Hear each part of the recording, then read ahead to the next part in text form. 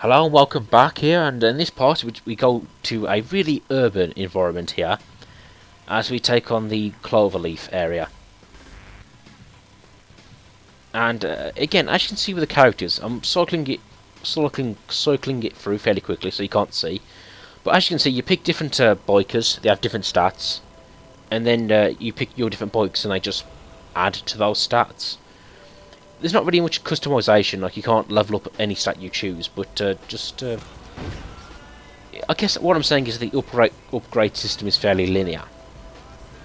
For example, there isn't a bike which gives you better grinding, or like a bike that would give you better grinding but less air, or vice versa. You just get the next bike and it just buffs up all your stats. But back to this level, and it's set at night. It's very urban. And I think Black Sabbath's Paranoid, it goes really well with this level. Oh, and another Slim Jim product placement here, because we can't get enough of those. Now, as I was saying before, this seems to be one of the more unfriendlier levels. Oh, what a feeling when I'm falling off the ceiling. But yeah, this level is actually quite hostile, as you can see, because there are lots of traffic going through it. Oh, ragdoll physics, you gotta love it. And look at that, it nearly pushed me out of the level. How rude. But yep, there's a few roads here. There's a construction site to again do tricks off. The roads, again, you can't do tricks off cars, they're nothing but hazards in this game. And as you just saw before, there is a rather lovely underground skate park. So yeah. I want to say I like this level because there are some good bits in it, but as you can see, I'm spending a lot of my time here just cycling up this road here.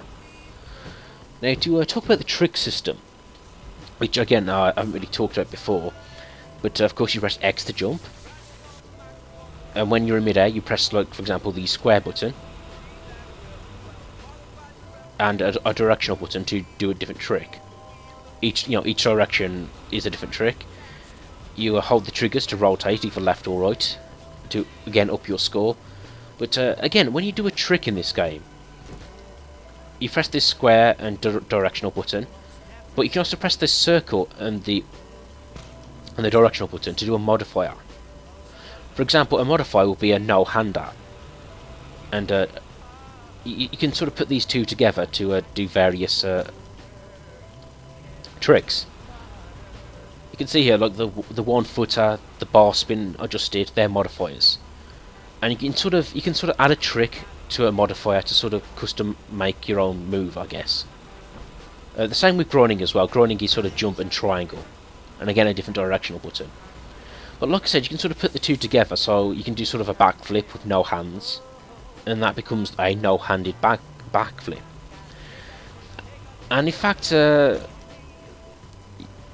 yeah, it's I'm trying to remember where I've read this before, but the manual did say you can sort of create millions of combinations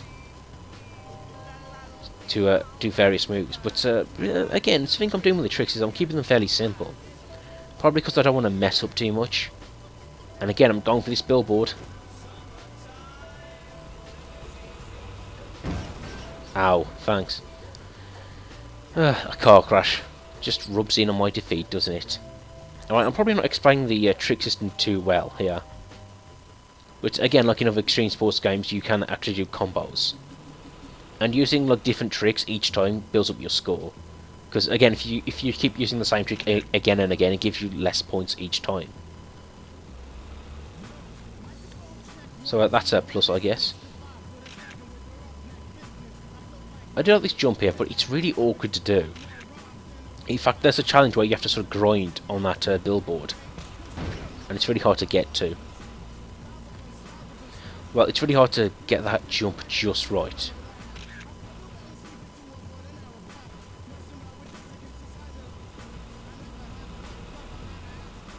But yeah, this is a really interesting level, and I guess something you didn't really see, but at the top of the beginning of the level, there is some construction work here. Now, before I said there aren't any NPCs in the levels. Well, I guess in ProQuest there are, because you actually have to find people to get challenges off them, and they're like your fellow skaters.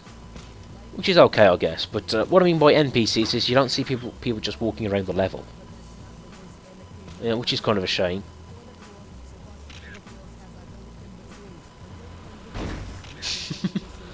Oh, you gotta love game logic here.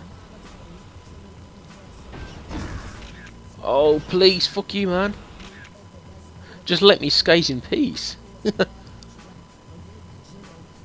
Alright, you gotta love ragdoll physics. You've also got to appreciate how they don't really take into account how joints really work in real life.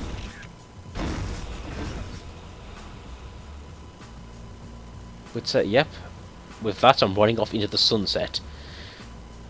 Join me again in the next part, or don't, whatever. I would like you to.